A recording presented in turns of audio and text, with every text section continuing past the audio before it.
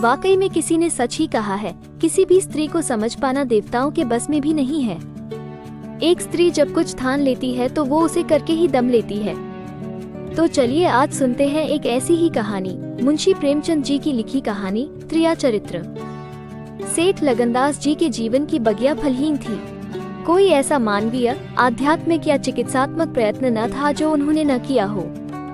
यो शादी में एक पत्नी व्रत के कायल थे, मगर जरूरत और आग्रह से विवश होकर एक दो नहीं 5 शादियां की। यहाँ तक कि उम्र के 40 साल गुजर गए और अंधेरे घर में उजाला न हुआ। बेचारे बहुत रंजीदा रहते। ये धन संपत्ति, ये ठाट बाट, यह वैभव और यह ऐश्वर्य क्या होंगे? मेरे बाद इनका क्या होगा? कौन इनको भोगेगा? ये ख्याल बहुत अफसोसनाक था। आखिर यह सलाह हुई कि किसी लड़के को गोद लेना चाहिए, मगर यह मसला पारिवारिक झगड़ों के कारण सालों तक स्थगित रहा। जब सेठ जी ने देखा कि बीवियों में अब तक बदस्तूर कशमकश हो रही है तो उन्होंने नैतिक साहस से काम लिया और एक होनहार अनाथ लड़के को गोद ले लिया। उसका नाम रखा गया मगनदास। उसकी उम्र 5-6 साल से ज्यादा न थी। बला का जहीन और तमीजदार। मगर औरतें सब कुछ कर सकती हैं, दूसरे के बच्चे को अपना नहीं समझ सकती। यहाँ तो 5 औरतों का सांझा था। अगर एक उसे प्यार करती तो बाकी 4 औरतों का फर्ज था कि उससे नफरत करें। हाँ, सेठ जी उसके साथ बिल्कुल अपने लड़के की सी मोहब्बत करते थे। पढ़ाने को मास्टर रखे, सवारी के लिए घोड़े, रईसी ख्याल के आदमी थे। राग रंग का सामान भी मुहैया था। गाना सीखने का लड़के ने शौक किया तो उसका भी इंतजाम हो गया। गरज जब मगनदास जवानी पर पहुंचा तो रईसाना दिलचस्पियों में उसे कमाल हासिल था। उसका गाना सुनकर उस्ताद लोग कानों पर हाथ रखते। शहसवार ऐसा कि दौड़ते हुए घोड़े पर सवार हो जाता। डील डॉल शक्ल सूरत में उसका सा अलबेला जवान दिल्ली में कम होगा।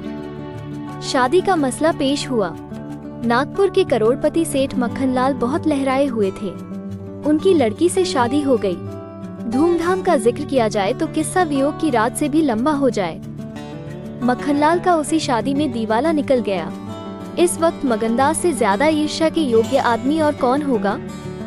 उसकी जिंदगी की बहार उंगों पर भी और मुरादों के फूल अपनी शबनमी ताजगी में खिल खिल कर हुस्न और ताजगी का समा दिखा रहे थे।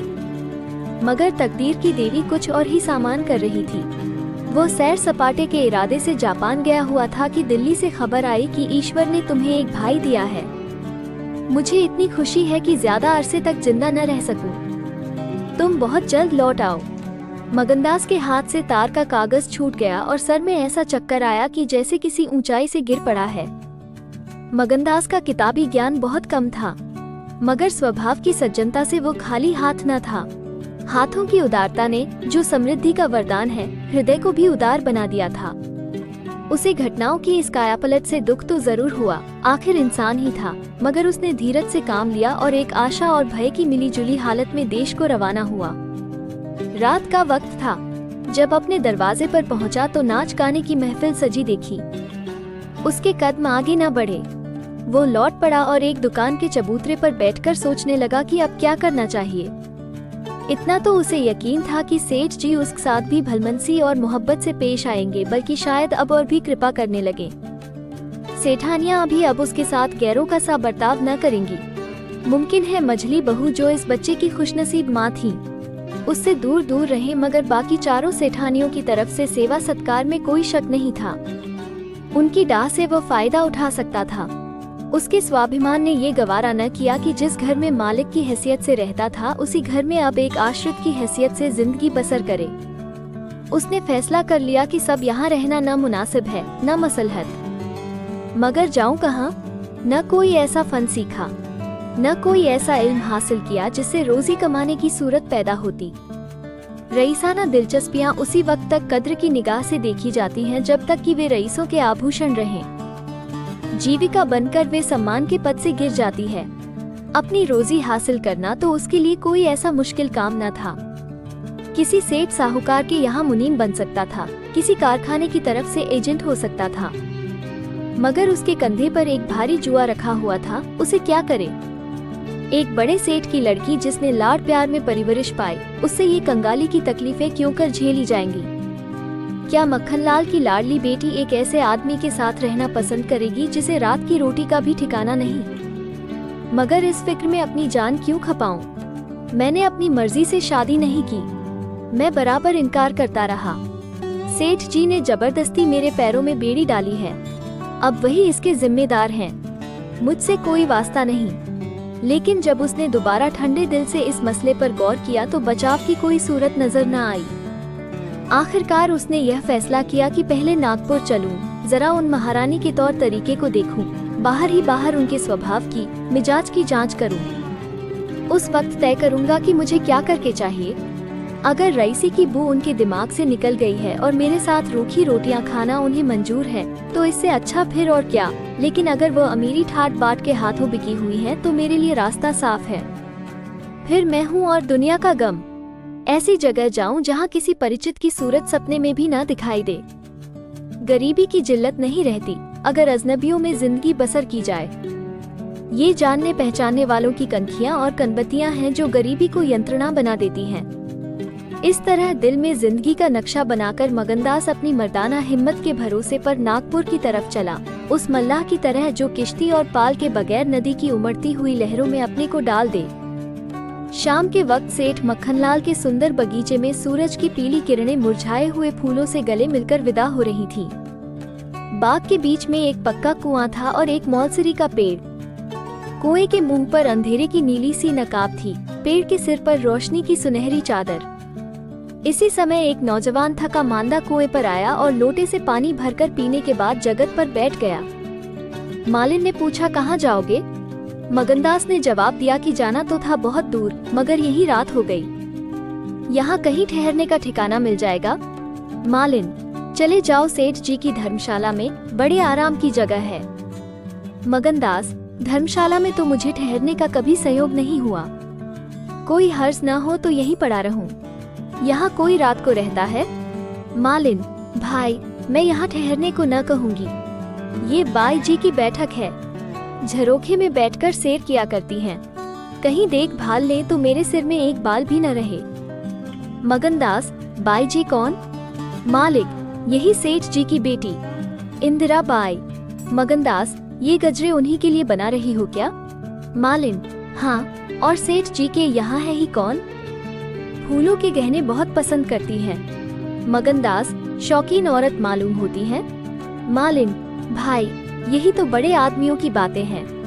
वे शौक न करे तो हमारा तुम्हारा निबाह कैसे हो, और धन है किस लिए? अकेली जान पर 10 सेबिका है। सुना करती थी कि भगवान आदमी का हल भूत जोतता है, वो अपनी आंखों देखा।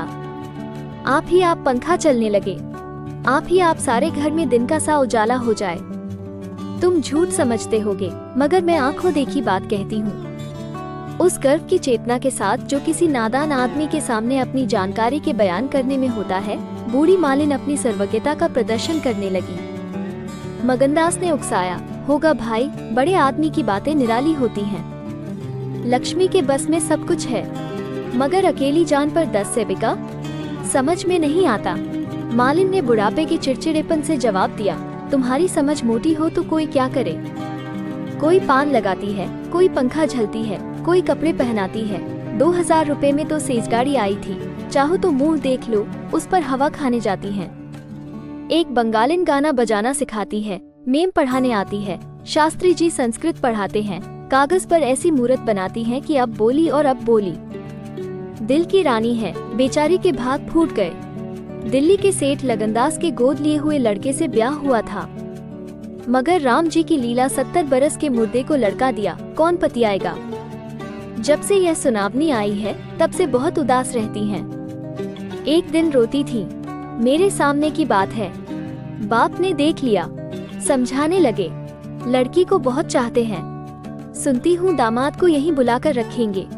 नारायण करे, मेरी रानी दूधो नहाई पूतों फले। माली मर गया था, उन्होंने आड़ न ली होती तो घर भर के टुकड़े मांगती। मगनदास ने एक ठंडी सांस ली। बेहतर है, अब यहाँ से अपनी इज्जत आबरू लिए हुए चल दो। यहाँ मेरा निबाह ना होगा। इंदिरा रईसजादी है, तुम इस काबिल नहीं हो कि उसके पति बन सको। मालिन से बोला, तो धर्मशाला में जाता हूँ, जाने वहाँ खाट वॉट मिल जाती है कि नहीं, मगर रात ही तो काटनी है, किसी तरह कट ही जाएगी। रईसों के लिए मखमली गद्दे चाहिए, हम मजदूरों के लिए पुआल ही बहुत है। ये कहकर उसने लुटिया उठाई, डंडा संभाला और दर्द भरे दिल से एक तरफ चल दिया। उस वक्त इंदिरा अपने झरोखे पर बैठी हुई इन दोनों की बातें सुन रही थी। कैसा संयोग है कि स्त्री को स्वर्ग की सब सिद्धियां प्राप्त हैं और उसका पति आवारों की तरह मारा मारा फिर रहा है। उसे रात काटने का ठिकाना नहीं। मगनदास निराश विचारों में डूबा हुआ शहर से बाहर निकल आया और एक सराय में ठहरा जो सिर्फ इसलिए मशहूर थी कि वहाँ शराब की एक दुकान थी। यहाँ आसपास से मजदूर लोग आकर अपने दुख को भुलाया करते थे। जो भूले भटके मुसाफिर यहाँ ठहरते, उन्हें होशियारी और चौकसी का व्यावहारिक पाठ मिल जाता था। मगनदास थका मांदा था ही एक पेड़ के नीचे चादर बिछाकर सो रहा और जब सुबह को नींद खुली तो उसे किसी पीर औलिया के ज्ञान की सजीव दीक्षा का चमत्कार दिखाई पड़ा, जिसकी पहली मंजिल वैराग्य है। उसकी छोटी सी पोटली, जिसमें 2-1 कपड़े और थोड़ा सा रास्ते का खाना और लुटिया डोर बंधी हुई थी, गायब हो गई। उन कपड़ों को छोड़कर जो उसके बदन पर थे, अब उसके पास कुछ भी न था और भूख, जो कंगाली में और भी तेज हो जाती है, उसे बेचैन कर रही थी। मगर वो दृढ़ स्वभाव का आदमी था। उसने किस्मत का रोना न रोया और किसी तरह गुजर करने की तदबीरें सोचने लगा। लिखने और गणित में उसे अच्छा अभ्यास था, मगर इस हैसियत में उससे फायदा उठाना असंभव था। उसने संगीत का बहुत अभ्यास किया था। किसी रसिक रईस के दरबार में उसकी कद्र हो सकती थी, मगर उसके पुरुषोचित अभिमान ने इस पेशे को अख्तियार करने इजाजत न दी। हाँ, वो आला दर्जे का घुड़सवार था और यह फन मजे में पूरी शान के साथ उसकी रोजी का साधन बन सकता था। ये पक्का इरादा करके उसने हिम्मत से कदम आगे बढ़ाए। ऊपर से देखने पर यह बात यकीन के काबिल नहीं मालूम होती, मगर वो अपना बोझ हल्का हो जाने से इस वक्त बहुत उदास नहीं था। मर्दाना हिम्मत का आदमी ऐसी मुसीबतों को उसी निगाह से देखता है जिसमें एक होशियार विद्यार्थी परीक्षा के प्रश्नों को देखता है। उसे अपनी हिम्मत आजमाने का, एक मुश्किल से जूझने का मौका मिल जाता है। उसकी हिम्मत अजनाने ही मजबूत हो जाती है। अक्सर ऐसे माँ के मर्दाना हौसले के लिए प्रेरणा का काम देते हैं। मगनदास इस जोश से कदम बढ़ाता चला जाता था कि जैसे कामयाबी की मंजिल सामने नजर आ रही है, मगर शायद वहाँ के घोड़ों ने शरारत और बिगड़ैलपन से तौबा कर ली थी, या वे स्वाभाविक रूप से बहुत मजे में धीमे धीमे चलने वाले थे। वो जिस गांव में जाता निराशा को उकसाने वाला जवाब पाता। आखिरकार शाम के वक्त जब सूरज अपनी आखिरी मंजिल पर जा पहुंचा था, उसकी कठिन मंजिल तमाम हुई। नागरघाट के ठाकुर अटलसिंह ने उसकी चिंता को समाप्त किया। यह एक बड़ा गांव था। पक्के मकान बहुत थे, मगर उनमें प्रेतात्माएं आबाद थीं। कई साल पहले प्लेग ने आबादी के बड़े हिस्से को इस क्षणभंगुर संसार से उठाकर स्वर्ग में पहुंचा दिया था। इस वक्त प्लेग के बचे खुचे वे लोग गांव के नौजवान और शौकीन जमींदार साहब और हल्के के कारगुजार और रोबीले थानेदार साहब थे। उनकी मिलीजुली कोशिशों से गौर में सत्युग का राज था। धन दौलत को लोग जान का अजाब समझते थे, उसे गुनाह की तरह छुपाते थे। घर घर में रुपये रहते हुए लोग कर्ज ले लेकर खाते और फटेहालों की तरह रहते थे। इसी में निबाह था। काजल की कोठरी थी, सफेद कपड़े पहनना उन पर धब्बा लगाना था। हुकूमत और जबरदस्ती का बाजार गर्म था। आयरों के यहाँ आजन के लिए भी दूध न था। थाने में दूध की नदी बहती थी। मवेशी खाने के मुहर्रिर दूध की कुल्लियाँ करते थे। इसी अंधेर नगरी को मगनदास ने अपना घर बनाया। ठाकुर साहब ने असाधारण उदारता से काम लेकर उसे रहने के लिए एक मकान भी दे दिया, जो केवल बहुत व्यापक अर्थों में मकान कहा जा सकता था। इसी झोपड़ी में वो 1 हफ्ते से जिंदगी के दिन काट रहा है। उसका चेहरा जर्द है और कपड़े मैले हो रहे हैं, मगर ऐसा मालूम होता है कि उस अब इन बातों की अनुभूति ही नहीं रही। जिंदा है मगर जिंदगी रुखसत हो गई है। हिम्मत और हौसला मुश्किल को आसान कर सकते हैं, आंधी और तूफान से बचा सकते हैं, मगर चेहरे को खिला सकना उनके सामर्थ्य से बाहर है। टूटी हुई नाव पर बैठकर मल्हार गाना हिम्मत का काम नहीं, हिमाकत का काम है। एक रोज जब शाम के वक्त वो अंधेरे में खाट पर पड़ा हुआ था, एक औरत उसके दरवाजे पर आकर भीख मांगने लगी। मगनदास का आवाज परिचित जान पड़ी। बाहर आकर देखा तो वही चंपा मालिन थी। कपड़े तार तार, मुसीबत की रोती हुई तस्वीर। बोला, मालिन, तुम्हारी यह क्या हालत है? मुझे पहचानती हो? मालिन ने चौंक कर देखा और पहचान गई। रोकर बोली, बेटा, अब बताओ मेरा कहाँ ठिकाना लगे? तुमने मेरा बना बनाया घर उजाड़ दिया। न उस दिन तुमसे बात करती, न मुझे पर यह विपत पड़ती। बाई ने तुम्हें बैठे देख लिया, बातें भी सुनी, सुबह होते ही मुझे बुलाया और बरस पड़ी। नाक कटवा लूंगी, मुंह में कालिक लगवा दूंगी। चुड़ैल, कुटनी, तू मेरी बात किसी गैर आदमी से क्यों चलाए? तू दूसरों से मेरी चर्चा करे? वो क्या तेरा दामाद था जो तू उससे मेरा दुखड़ा रोती थी? जो कुछ मुंह में आया बकती रही, मुझसे भी ना सहा गया। रानी रूठेंगी, अपना सुहाग लेंगी। बोली बाई जी, मुझसे कसूर हुआ, लीजिए अब जाती हूँ। छींकते नाक कटती है तो मेरा निभाह यहाँ ना होगा। ईश्वर ने मुंह दिया है तो आहार भी देगा। 4 घर से मांगूंगी तो पेट को हो जाएगा। उस छोकरी ने मुझे खड़े खड़े निकलवा दिया। बताओ, मैंने तुमसे उसकी कौन सी शिकायत की थी? उसकी क्या चर्चा की थी? मैं तो उसका बखान कर रही थी, मगर बड़े आदमियों का गुस्सा भी बड़ा होता है। अब बताओ, मैं किसकी होकर रहूं? 8 दिन इसी तरह टुकड़े मांगते हो गए हैं।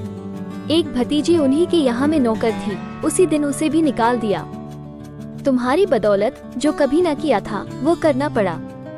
तुम्हें कहाँ का दोष लगाऊं? किस्मत में जो कुछ लिखा था देखना पड़ा।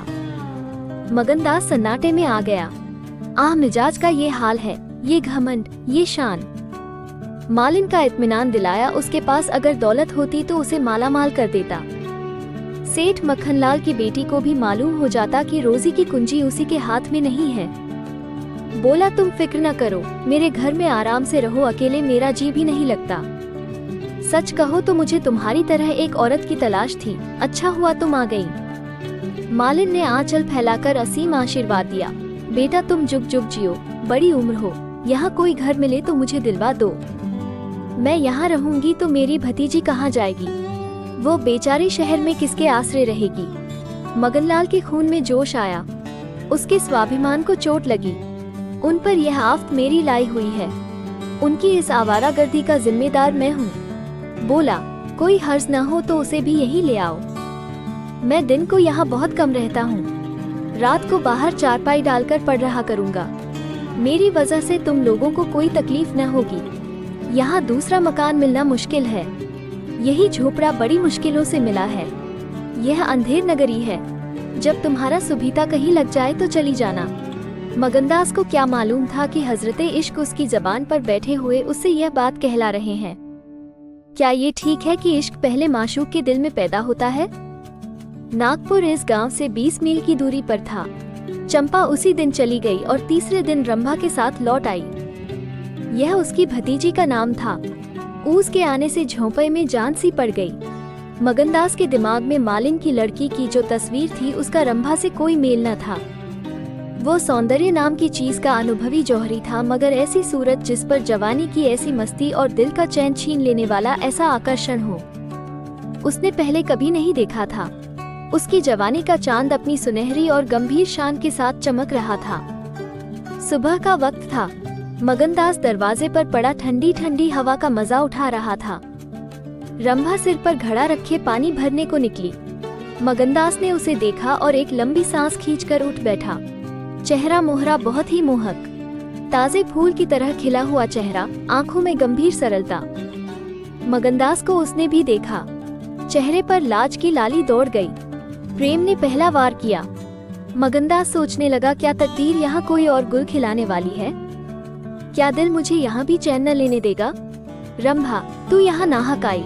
नाहक एक गरीब का खून तेरे सर पर होगा। मैं तो अब तेरे हाथों बिक चुका, मगर क्या तू भी मेरी हो सकती है? लेकिन नहीं, इतनी जल्दबाजी ठीक नहीं। दिल का सौदा सोच समझकर करना चाहिए। तुमको अभी जब्त करना होगा। रंभा सुंदरी है, मगर झूठे मोती की आब और ताब उसे सच्चा नहीं बना सकती। तुम्हें क्या खबर कि उस भोली लड़की के कान प्रेम के शब्द से परिचित नहीं हो चुके हैं? कौन कह सकता है कि उसके सौंदर्य की वोटिका पर किसी फूल चुनने वाले के हाथ नहीं पड़ चुके हैं? अगर कुछ दिनों की दिलबस्तगी के लिए कुछ चाहिए तो तुम आजाद हो, मगर यह नाजुक मामला है, जरा संभल के कदम रखना। पेशेवर जातों में दिखाई पड़ने वाला सौंदर्य अक्सर नैतिक बंधनों से मुक्त होता है। 3 महीने गुजर गए। मगनदास रंभा को ज्यों ज्यों बारीक से बारीक निगाहों से देखता, त्यों त्यों उस पर प्रेम का रंग गाढ़ा होता जाता था। वो रोज उसे कुएं से पानी निकालते देखता, वो रोज घर में झाड़ू देती, रोज खाना पकाती। आह, मगनदास को उन ज्वार की रोटियां में जो मजा आता था वो अच्छे से अच्छे व्यंजनों में भी ना आया था।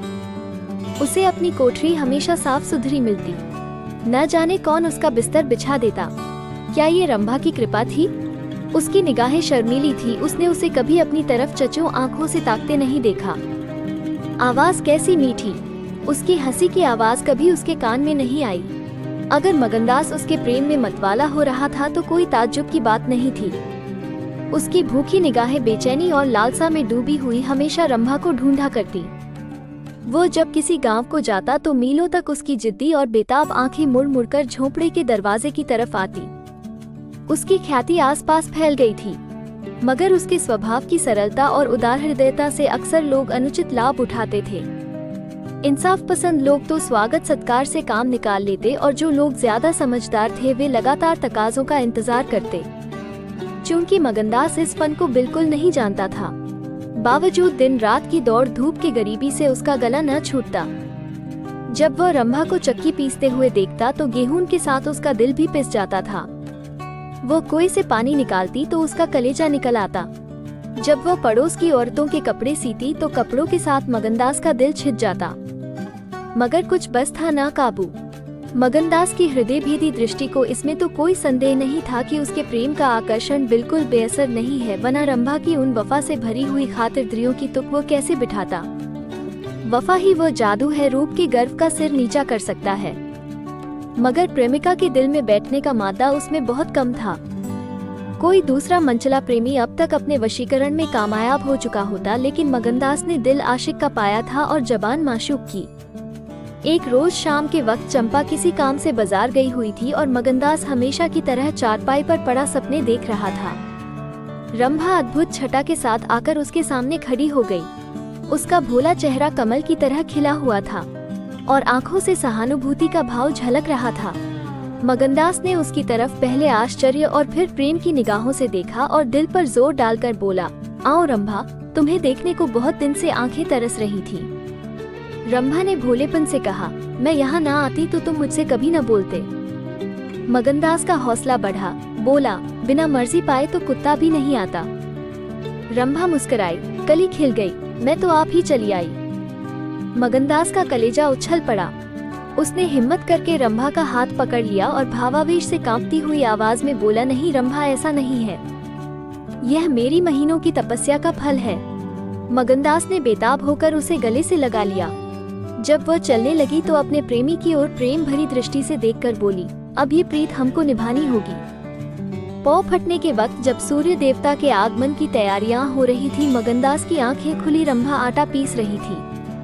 उस शांतिपूर्ण सन्नाटे में चक्की की घुमर घुमर बहुत सुहानी मालूम होती थी और वो उसके सुर से सुर मिलाकर अपने प्यारे ढंग से गा रही थी। झुलनिया मोरी पानी में गिरी, मैं जानू पिया मोको मने हैं, उल्टी मनावन मोको पड़ी। झुलनिया मोरी पानी में गिरी। साल भर गुजर गया। मगनदास की मोहब्बत और रंभा के सलीके न मिलकर उस वीरान झोंपड़े को कुंज बाग बना दिया। अब वहाँ गायें थी, फूलों की क्यारियां थी और कई देहाती ढंग के मोड़े थे। सुख सुविधा की अनेक चीजें दिखाई पड़ती थी। एक रोज सुबह के वक्त मगनदास कहीं जाने के लिए तैयार हो रहा था कि एक संभ्रांत व्यक्ति अंग्रेजी पोशाक पहने उसे ढूंढता हुआ आ पहुंचा और उसे देखते ही दौड़कर गले से लिपट गया। मगनदास और वह दोनों एक साथ पढ़ा करते थे। वह अब वकील हो गया था। मगनदास ने भी अब पहचाना और कुछ झेपता और कुछ झिझकता उससे गले लिपट गया। बड़ी देर तक दोनों दोस्त बातें करते रहे। बातें क्या थीं, घटनाओं और संयोगों की एक लंबी कहानी थी। कई महीने हुए सेठ लगन का छोटा बच्चा चेचक की नजर हो गया। सेठ जी ने दुख के मारे आत्महत्या कर ली और अब मगनदास सारी जायदाद, कोठी, इलाके और मकानों का एक छत्र स्वामी था। सेठानियों में आपसी झगड़े हो रहे थे। कर्मचारियों ने गबन को अपना ढंग बना रखा था। बड़ी सेठानी उसे बुलाने के लिए खुद आने को तैयार थी, मगर वकील साहब ने उन्हें रोका था। तब मगनदास ने मुस्कुराकर पूछा, तुम्हें क्यों कर मालूम हुआ कि मैं यहाँ हूँ? तो वकील साहब ने फरमाया, महीने भर से तुम्हारी टो में हूँ। सेठ मक्खनलाल ने अता पता बतलाया। तुम दिल्ली पहुँचे और मैंने अपना महीने भर का बिल पेश किया। रंभा अधीर हो रही थी कि यह कौन है और इनमें क्या बातें हो रही है। 10 बजते बजते वकील साहब मगनदास से 1 हफ्ते के अंदर आने का वादा लेकर विदा हुए। उसी वक्त रंभा आ पहुंची और पूछने लगी, ये कौन थे? इनका तुमसे क्या काम था? मगनदास ने जवाब दिया, यमराज का दूत। रंभा, क्या असगुन बकते हो? मगन, नहीं नहीं रंभा, यह असगुन नहीं है, ये सचमुच मेरी मौत का दूत था। मेरी खुशियों के बाग को रौंदने वाला, मेरी हरी भरी खेती को उजाड़ने वाला। रंभा, मैंने तुम्हारे साथ दगा की है, मैंने तुम्हें अपने फरेब के जाल में फंसाया है, मुझे माफ करो। मोहब्बत ने मुझसे ये सब करवाया। मैं मगन सिंह ठाकुर नहीं हूँ, मैं सेठ लगनदास का बेटा और सेठ मक्खनलाल का दामाद हूँ। मगनदास को डर था कि रंभा ये सुनते ही चौंक पड़ेगी और शायद उसे जालिम, दगाबाज कहने लगे, मगर उसका ख्याल गलत निकला। रंभा ने आंखों में आंसू भरकर सिर्फ इतना कहा, तो क्या तुम मुझे छोड़कर चले जाओगे? मगनदास ने उसे गले लगाकर कहा, हाँ। रंभा, क्यों? मगन, इसलिए कि इंदिरा बहुत होशियार, सुंदर और धनी है। रंभा, मैं तुम्हें न छोड़ूंगी। कभी इंदिरा की नौकरानी थी, अब उनकी सौत बनूंगी। तुम जितनी मेरी मोहब्बत करोगे उतनी इंदिरा की तो न करोगे, क्यों? मगनदास इस भोलेपन पर मतवाला हो गया। मुस्कुराकर बोला, अब इंदिरा तुम्हारी नौकरानी बनेगी, मगर सुनता हूँ वो बहुत सुंदर है, कहीं मैं उसकी सूरत पर लुभा न जाऊं। मर्दों का हाल तुम नहीं जानती, मुझे अपने ही से डर लगता है। रंभा ने विश्वास भरी आंखों से देखकर कहा, क्या तुम भी ऐसा करोगे? ओह, जो जी में आए करना, मैं तुम्हें न छोड़ूंगी। इंदिरा रानी बने, मैं नौकरानी होंगी, क्या इतने पर भी मुझे छोड़ दोगे? मगनदास की आंखें डब्बा गई। बोला, प्यारी, मैंने फैसला कर लिया है कि दिल्ली न जाऊंगा। ये तो मैं कह ही न पाया कि सेठ जी का स्वर्गवास हो गया। बच्चा उनसे पहले ही चल बसा था। अफसोस सेठ जी के आखिरी दर्शन भी न कर सका। अपना बाप भी इतनी मोहब्बत नहीं कर सकता। उन्होंने मुझे अपना वारिस बनाया है। वकील साहब कहते थे कि सेठानियों में अनबन है, नौकर चाकर लूट मार मचा रहे हैं। वहाँ का ये हाल है और मेरा दिल वहाँ जाने पर राजी नहीं होता। दिल तो यहाँ है, वहाँ कौन जाए? रंभा जरा देर तक सोचती रही, फिर बोली, तो मैं तुम्हें छोड़ दूंगी।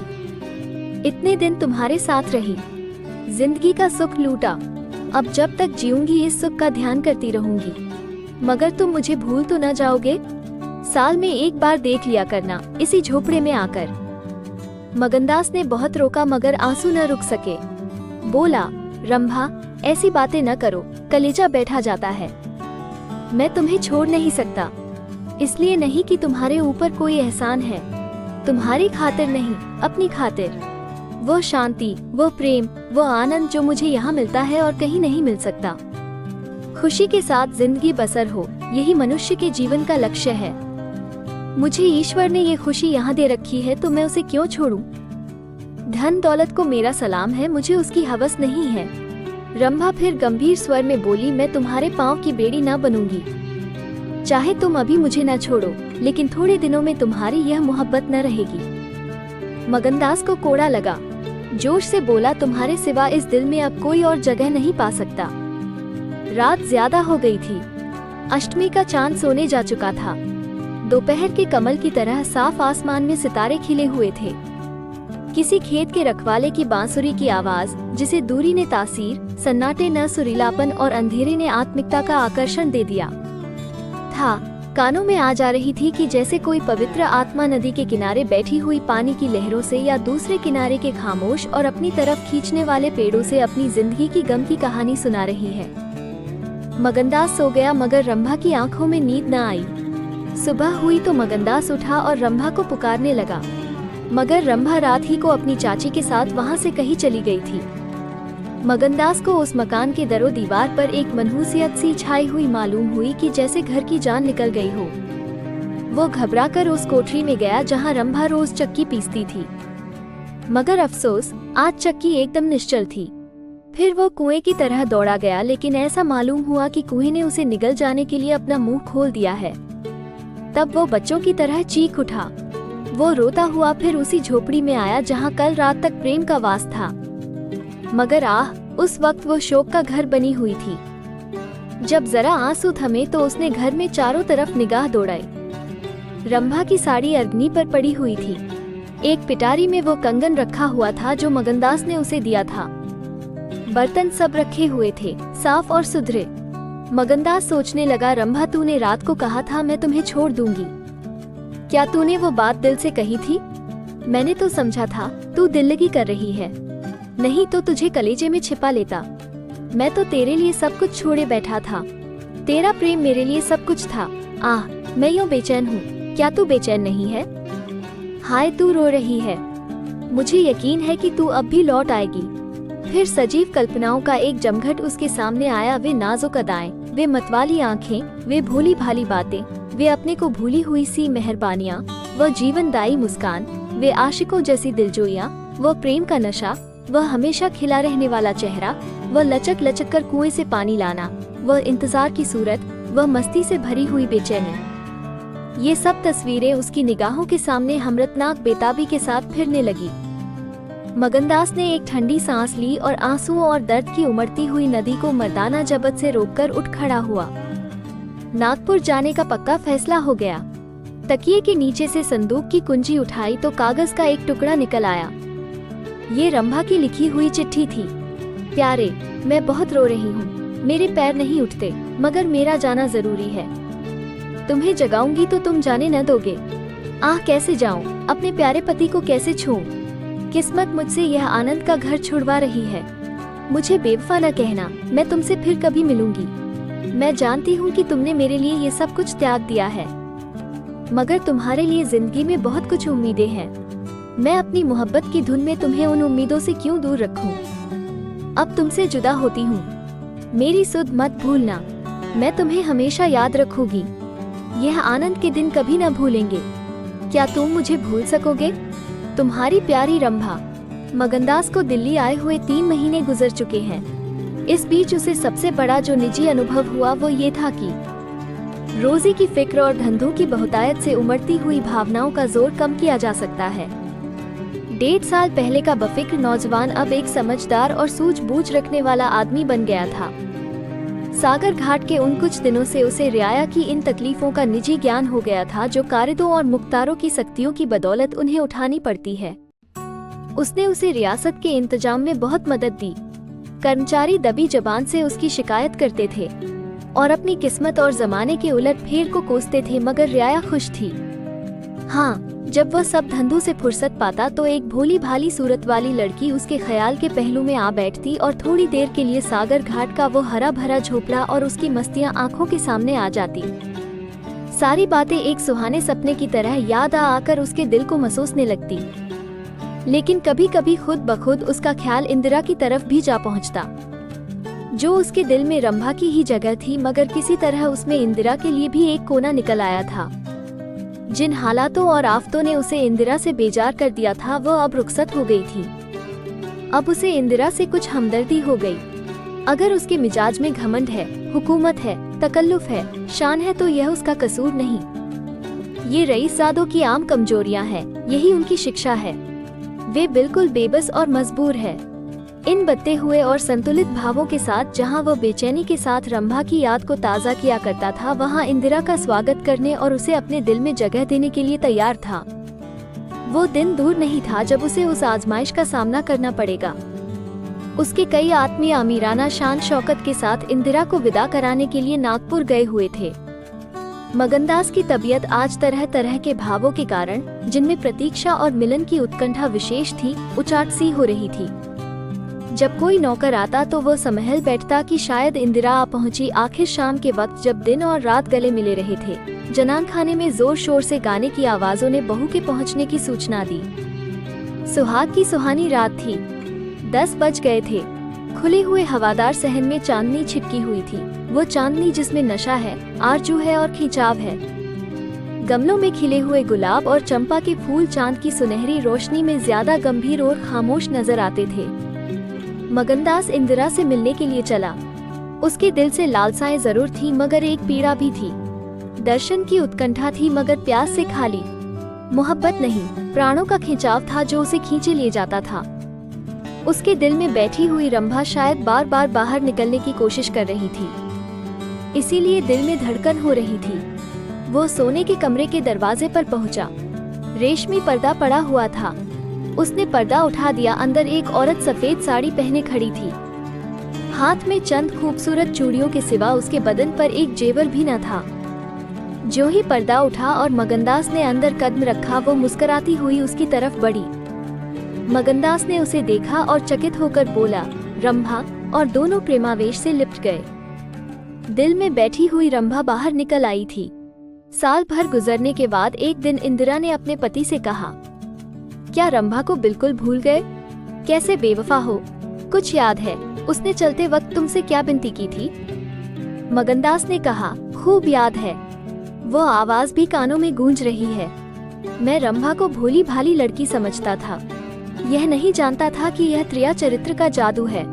मैं अपनी रंभा को अब भी इंदिरा से ज्यादा प्यार करता हूँ। तुम्हें डाह तो नहीं होती? इंदिरा ने हंसकर जवाब दिया, डाह क्यों हो? तुम्हारी रंभा है तो क्या मेरा मगन सिंह नहीं है? मैं अब भी उस पर मरती हूँ।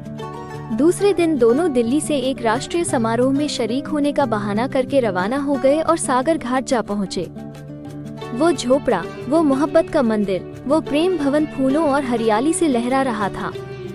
चंपा मालिन उन्हें वहाँ मिली। गांव के जमींदार उनसे मिलने के लिए आए। कई दिन तक फिर मगन सिंह को घोड़े निकालने पड़े। रंभा कुएं से पानी लाती, खाना पकाती, फिर चक्की पीसती और गाती। गांव की औरतें फिर उससे अपने कुर्ते और बच्चों की लेसदार टोपियां सिलवाती हैं। हाँ, इतना जरूर कहती हैं कि उसका रंग कैसा निखर आया है, हाथ पांव कैसे मुलायम पड़ गए हैं। किसी बड़े घर की रानी मालूम होती है, मगर स्वभाव वही है, वही मीठी बोली है, वही मुरौवत, वही हंसमुख चेहरा। इस तरह एक हफ्ता इस सरल और पवित्र जीवन का आनंद उठाने के बाद दोनों दिल्ली वापस आए और अब 10 साल गुजरने पर भी साल में एक बार उस झोपड़े के नसीब जागते हैं। वो मोहब्बत की दीवार अभी तक उन दोनों प्रेमियों को अपनी छाया में आराम देने के लिए खड़ी है।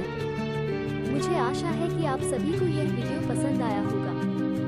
अगर पसंद आया तो कृपया लाइक करें और ज्यादा से ज्यादा शेयर करें। यदि आप इस चैनल पर नए हैं तो कृपया इस तरह के और वीडियो के लिए कृपया सब्सक्राइब बटन दबाएं, बेल आइकॉन पर क्लिक करें। वीडियो देखने के लिए धन्यवाद।